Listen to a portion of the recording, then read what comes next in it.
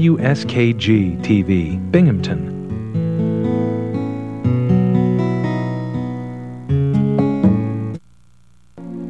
BBC World News is brought to you by WLIW New York. Funding for this presentation has been provided by the Freeman Foundation of New York and Stowe, Vermont, the Newman's Own Foundation, and the John D. and Catherine T. MacArthur Foundation. This is BBC World. I'm Catty Kay in Washington. Our main story this hour, intelligence agencies on both sides of the Atlantic under scrutiny.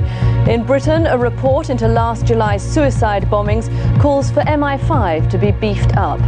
Here in Washington, President Bush insists US spy agencies are not violating the privacy of American citizens.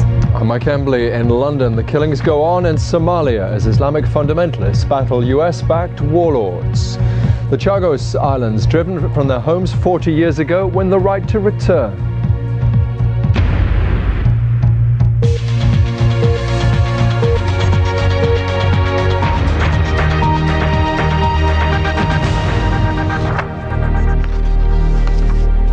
Welcome to the BBC. The suicide bombers who attacked London last year, killing 52 people, probably had contacts with Al-Qaeda. Two official reports have been published today. They suggest that the British security services may have been hampered by a lack of resources. The reports also found that the security services had come across 3 of the suicide bombers during other inquiries, and that the threat from hardline British Muslims had not been fully understood. It seemed inexplicable at the time. Mass murder beneath and upon the streets of London, planned and executed without apparent warning by 4 men without apparent motivation. Mohammed Siddiqui Khan, described as quiet and studious. Shehzad Tanweer, a promising student and athlete. Hasib Hussain, just finished a business studies course. And Jermaine Lindsay, said to be artistic and musical. Together, they killed 52 people and injured 700. Carnage that came out of the blue. We're now told that it is likely the bombers had contact with Al-Qaeda figures going back years, that the mode and targets in the attack bear all the hallmarks of Al-Qaeda, and that the security services are still investigating the level of support and control from Al-Qaeda. Intelligence suggests the seeds of 7/7 may have been sown in the late 90s in Afghanistan. We don't know for sure that he went to Al-Qaeda's training camps, but MI5 was told that an extremist, later revealed as Sadiq Khan, had gone to Afghanistan with another radical. He returned home to Beeston in Leeds, where he lived a double life. Outwardly, he worked with special needs children in the local primary school.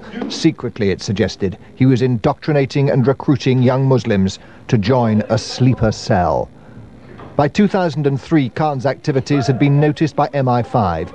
He'd been talking to another terrorist suspect they were watching, but the link was not followed up, and Khan slipped away to Pakistan.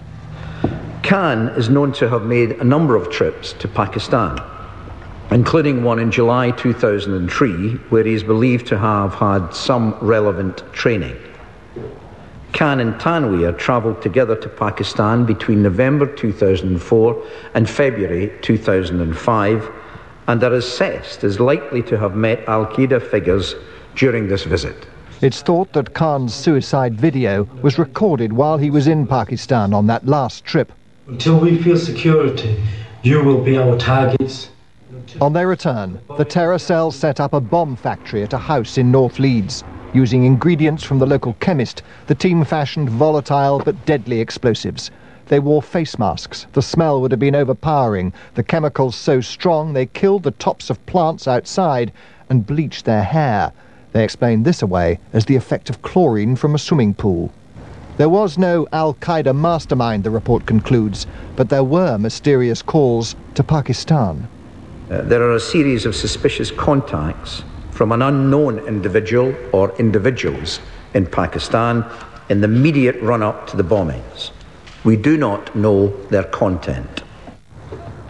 On July the 7th, 2005, 3 of the bombers headed down the M1 in the early hours, stopping at a service station. The young men knew they were to die a few hours later, but they still quibbled with the cashier over their change. At Luton Station, they met up with the fourth bomber. By 8:25, witnesses saw the quartet at King's Cross, hugging, happy, even euphoric.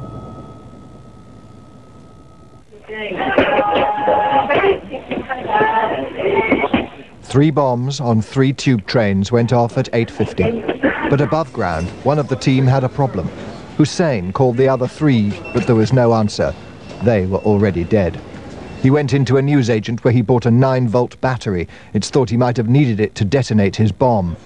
Relaxed and unhurried, he made his way to McDonald's, a last meal, before he boarded a bus and blew himself to bits, killing 14 and injuring over 100.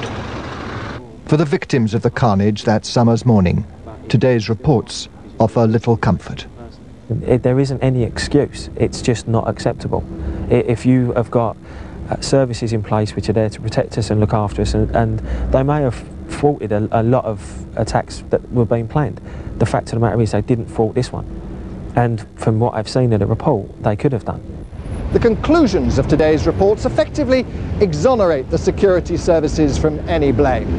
But the report also posed so many new questions that tonight the demands for a full public inquiry seem even harder to ignore. Mark Easton, BBC News at King's Cross. Well, the debate between national security and civil liberties here in the US took a fresh turn today. The phone records of millions of Americans have been secretly collected and handed to the nation's electronic spying agency. That's the claim made today by an American newspaper. The report led to calls for a congressional inquiry, but President Bush has insisted that the government is not invading Americans' privacy. Our correspondent James Westhead reports now from Washington. Phone calls made by tens of millions of ordinary Americans are being tracked by their government, according to a US newspaper. It claims that after 9/11, the National Security Agency asked phone companies for the records of every call made in America. The massive database was used not to listen to or record calls, but to analyze patterns for potential terrorist activity. For shame on us. The revelations caused outrage in Congress, with lawmakers demanding an explanation from the government. Are you telling me that tens of millions of Americans are involved with Al-Qaeda? If that's the case, we've really failed in any kind of a war on terror. President Bush responded swiftly, not confirming or denying the government collects phone records, but insisting it only acts lawfully. The privacy of ordinary Americans is fiercely protected in all our activities. We're not mining or trolling through the personal lives of millions of innocent Americans. The row could damage the president's choice to run the CIA. General Michael Hayden is already under fire for running one surveillance program that was allegedly illegal. Now there are questions about whether this second, much broader operation breaches the law. The government does not have a license to intercept even the phone numbers of Americans without having some cause, without having some basis to believe they're part of a criminal investigation. This controversy is potentially explosive because it reaches into every American's home. The key question now, whether they're prepared to accept that invasion in the name of security. James Westhead, BBC News in Washington. Why is Argentina worried about its penguin population? I'll be back a little later with the answer to that. First, though, let's go over to Mike in London. Mike, the violence in Somalia is getting rapidly worse. What's going on? Caddy, that seems to be the case. See you in just a moment. Yes, at least 20 people have been killed in the latest violence in the Somali capital, Mogadishu. In all, about 120 have died since fighting broke out on Sunday between an Islamist militia and an alliance of local warlords. A United Nations report says the Islamists are gaining ground and now control large sections of the capital. Mogadishu's already lawless streets have turned into a battleground. It's the worst fighting seen in Somalia for many years.